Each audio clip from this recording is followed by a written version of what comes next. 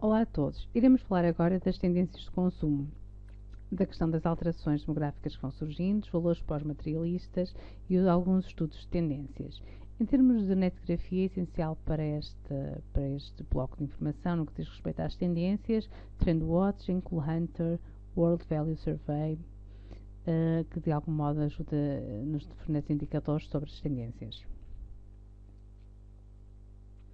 O que é então uma tendência? É a direção em que algo se move, é diferente de um estilo atual de moda, é uma direção ou sequência de eventos que ocorrem em algum momento e promete durabilidade. Enquanto as atitudes, as percepções e comportamentos vão evoluindo com os indivíduos, algumas tendências acabam por se tornar características culturais e uma tendência social torna-se parte da cultura quando dura pelo menos 5 a 8 anos. Em termos principais, orientações e alterações que têm surgido no âmbito da própria sociedade, dos interesses e também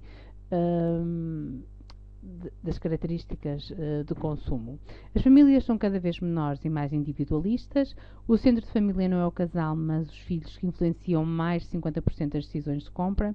Só um em cada 5 jovens se interessa por política. Os consumidores viajam mais. Surge a cultura de fusão, produto da mestiçagem geográfica e cultural. A marca institucional religiosa desaparece e surgem novas religiões individuais e os produtos de série limitada, personalizados e customizados vão triunfar.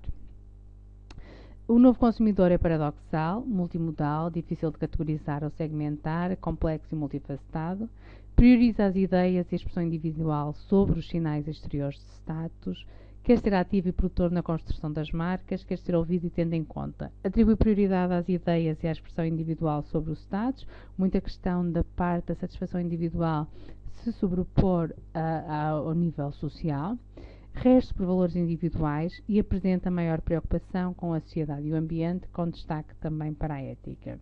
Em termos de estudo das tendências, normalmente fazemos referência ao cool hunting. E o que é isto de cool hunting? Vou-vos passar dois pequenos vídeos para nos ajudar a perceber o que é que será o cool hunting.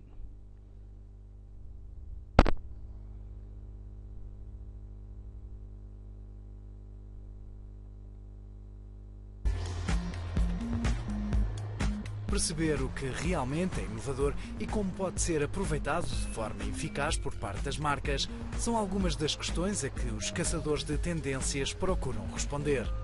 Os Cool Hunters, como são conhecidos em todo o mundo, analisam nas ruas de centenas de cidades conceitos e ideias inovadoras associadas ao consumo e com potencial de crescimento. Cool hunting means that we have collected a great amount of great trend watchers worldwide. They're really in every big city, from Sao Paulo to Shanghai and from London to Sydney, including Lisboa, of course.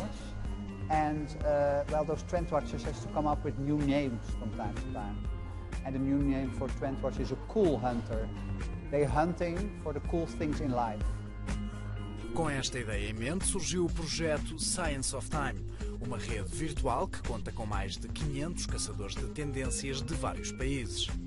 Criado nos anos 90 por Carl Rod, sociólogo holandês especialista em consumo, desenvolve relatórios com as principais tendências de mercado, que são utilizados por algumas das grandes marcas globais.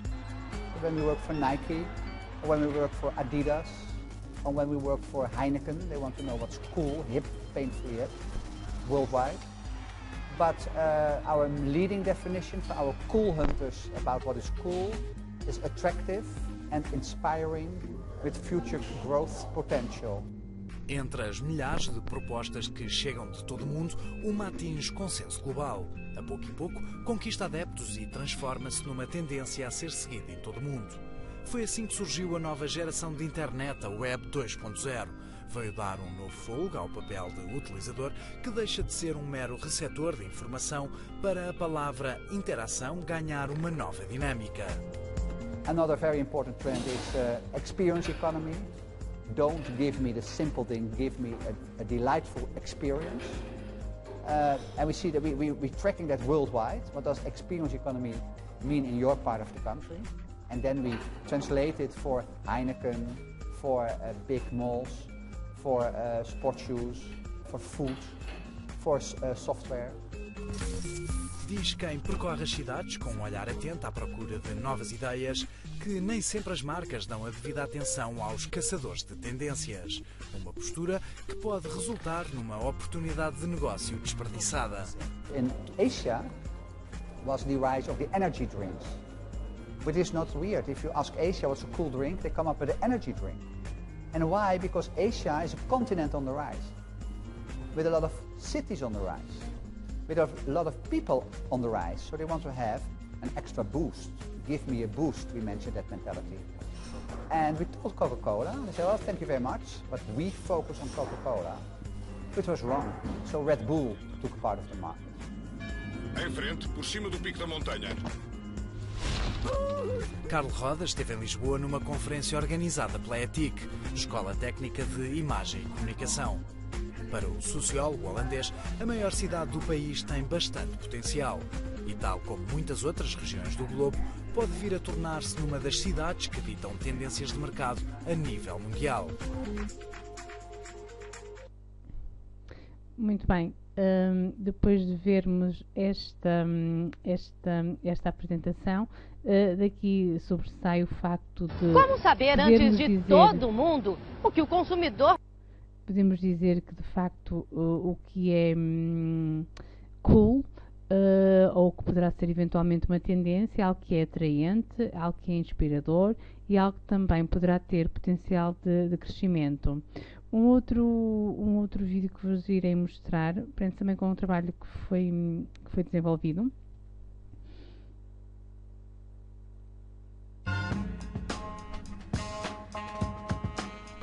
Experiencial, autêntica, fora de portas e ligada. Estes são os 4 clusters, os grupos de tendências que caracterizam Lisboa como uma cidade cool e a colocam ao mesmo nível das grandes capitais do mundo. Do Bairro Alto ao Chiado, passando pelo Parque das Nações, foram observados comportamentos, marcas e serviços. Um desafio lançado pela rede internacional Science of Time a observadores portugueses. Esta Lisboa foi observada por 120 alunos meus do INP, do curso de publicidade. O que fizemos foi segmentarmos os alunos não por estratos etários, mas por mentalidades, aquilo que chamámos Computer Game Generation e Generation Search, que são insights de observações. Pusemos-los na rua durante 2 meses e durante 2 meses eles tentaram identificar o que era cool na cidade, à luz daquela nossa definição de atrativo, inspirador e com potencial de crescimento. Cada um deles tinha que nos trazer uma visão para chegar a este resultado, que faz de Lisboa uma cidade das mais cool do mundo, até unanimemente reconhecido na network do Science of Time. Única na multiplicidade, segundo o relatório Lisbon Cool City Hunt, Lisboa atrai mentalidades que apostam em negócios nos mais variados setores de atividade. A Sneakers Delight, uma loja-galeria no Bairro Alto, ou a Fabrico Infinito, que reflete o espírito de Lavoisier, são alguns dos conceitos apontados pelos observadores. E tentámos arrumar isto em 4 grandes áreas. Aquilo que chamamos Lisboa autêntica, que tem um conjunto de insights sobre Lisboa, daquilo que é a sua autenticidade, a sua tradição, mas ao mesmo tempo uma Lisboa experiencial, em que temos um conjunto de novas experiências e descobertas de variedíssimas áreas em que nós tentamos, de facto, perceber o que é este Experience Economy. Temos também um segundo conceito de Lisboa ligada, muito ligado naquilo que são as novas tecnologias, e um último conceito, que é o Lisboa fora de portas. Lisboa é uma cidade que vive muito na rua, a luz, o tempo, a noite, e Lisboa é muito forte nisso em termos da emergência destes novos conceitos. Conceitos que se espalham pela cidade e que oferecem várias experiências que associam a tradição e a modernidade. Características singulares que fazem do turismo um dos grandes dinamizadores da capital. A cultura de Lisboa, as variâncias que existem entre a história e a modernidade, entre o passado e o futuro, entre a tradição clássica e o moderno, permite que, de facto, seja um bom destino turístico ao nível de qualquer cidade europeia. Por outro lado, toda a área dos serviços. Quando falamos de Lisboa experiencial ou Lisboa fora de portas, há um conjunto de serviços que vão desde a restauração ao entretenimento, ao shopping. Tudo isso são formas interessantíssimas de poder explorar Lisboa. E inerente a isso, o facto de sermos um ponto de passagem muito importante. Eu costumo dizer que Lisboa está no centro do mundo. Um posicionamento que, aliado à rentabilização do potencial genuíno, permite, segundo os observadores, classificar Lisboa como uma das cidades mundiais onde novas marcas e serviços têm espaço para se afirmar.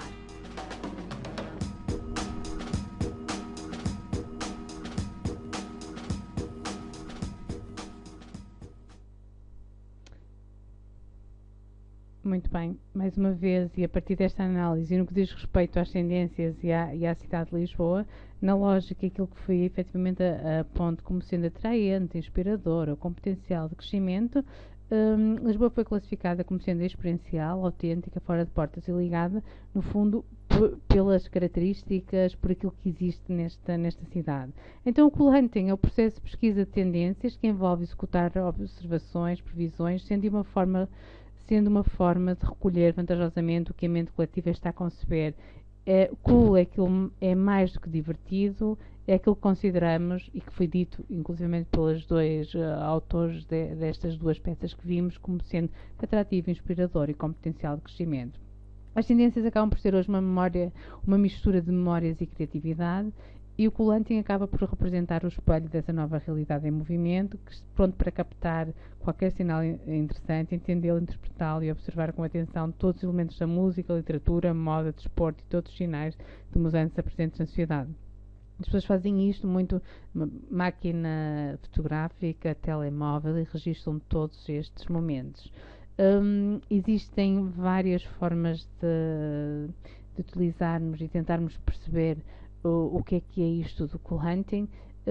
E existe uma analogia que é o Zeitgeist, que pode ser literalmente traduzido como o espírito do tempo, e acaba por ser anunciar o ambiente cultural e conceitual de um determinado período histórico, muito associado àquilo que efetivamente se faz nesse período, numa perspectiva muito académica, criatividade, gosto, estratégia, mentalidade, e que nos leva a identificar o sentido sociocultural de uma determinada era e de um determinado momento. Assim, quando fazemos a análise deste processo de tendências, é importante perceber que estas devem ser estudadas através de uma perspectiva empírica e científica, requer modelos, e estes modelos acabam por ser utilizados para medirmos efetivamente as tendências, tendo sempre em consideração a orientação para os negócios, a produção de insights, confirmação científica, a promoção de investigação. Portanto, através, por exemplo, do Cool Hunting, que nós poderemos efetivamente referenciar é perceber o que é novo, o que é cool, o que é inspirador, o que é que poderá eventualmente ter potencial de crescimento. Assim, em termos de Cool Hunting, em termos de processo, interessa fazer uma contextualização, compreensão do contexto socioeconómico, político e cultural, análise do tempo, impacto nos comportamentos, registro exaustivo de pistas, muito em termos de escrita, registros fotográficos, análise e discussão das pistas e produção de suporte, validação com recurso a metodologias quantitativas e qualitativas. Em termos de tendências para 2017, o Trendwatching acabou por identificar algumas tendências que os aconselho depois a verem com mais informação e com mais detalhe, mas estas tendências acabam por estar muito associadas. A primeira, a economia da experiência virtual. As experiências digitais serão rapidamente elevadas a um status similar, se não maior do que as experiências efetivamente reais, e o exemplo da plataforma Alibaba, que acaba por ser o seu maior evento mundial de comércio online, em termos inclusivamente de o seu single day, que acaba por estar associado ou comparável com o Black Friday e que superou em termos de faturação.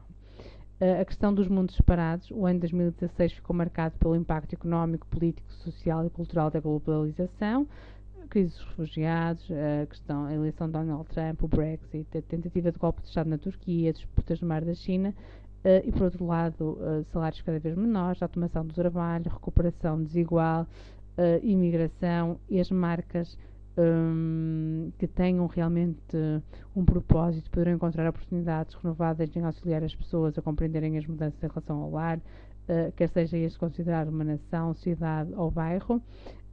Contudo, há dois lados completamente opostos: novos cidadãos globais, comprometidos com um mundo aberto e que está interligado, e nacionalistas que favorecem e se voltam cada vez mais para dentro. E as marcas têm que encontrar efetivamente aqui um equilíbrio. Aos indivíduos incógnitos, as marcas que reconhecem cada vez mais segmentos demográficos não tradicionais, segmentos de para uma escala de massa, muita questão de haver flexibilidade e fluidez quando as pessoas querem explorar outros terrenos, e muitas vezes acabam por se deparar com preconceitos, e por isso em 2017 as marcas terão a oportunidade para criar produtos e serviços que permitam aos utilizadores incógnitos serem efetivamente livres. Depois, outra tendência será a capacidade de captura, mega tendência da sustentabilidade. Antes era uma tendência, agora já começa a ser vista como uma obrigação de todas as cadeiras produtivas, numa lógica de haver um serviço integrado. Em 2017, as marcas mais inteligentes irão ampliar os seus conceitos sobre a sustentabilidade e focar a sua atenção na capacidade de captura, ou seja, encontrar e desbloquear novas fontes de valor ou encontrar novas formas de eliminar todos os recursos desperdiçados, muito uma perspectiva eventual até de parceria. As marcas Big Brother, ou seja, seremos observados por livre e espontânea vontade, o reconhecimento da voz está a tornar-se uma interface do futuro, as interações intuitivas irão convergir com as inovadoras capacidades de assistentes de inteligência artificial e o mundo começa a tornar-se cada vez mais digital. Um exemplo disto é a recente loja de comércio Amazon Go. E no Porto, nós por vezes pensamos quais serão eventualmente as tendências, um trabalho que acabamos por desenvolver, o que é novo, o que é fresco, o que é que será inovador. Há uma apropriação dos espaços públicos, novos espaços de alimentação, sítios para comer cereais, massas comunitárias, restaurantes de peixe com sushi, novos espaços para trabalho e comércio, as lojas colaborativas, os serviços coworking, passeios em veículos originais, cada vez mais vemos, inclusivamente pelo facto de haver uma grande afluência de turistas, novos espaços para cuidar de cabelos e barbas, e portanto, de facto, nós estivermos cada vez mais atentos, percebemos que há muitas alterações. Interessa-nos estar numa perspectiva de mente aberta e receber toda a informação, os detalhes, aquilo que não é efetivamente massificado, mas que nós podemos ver como sendo efetivamente atrativo, inspirador e com potencial de crescimento.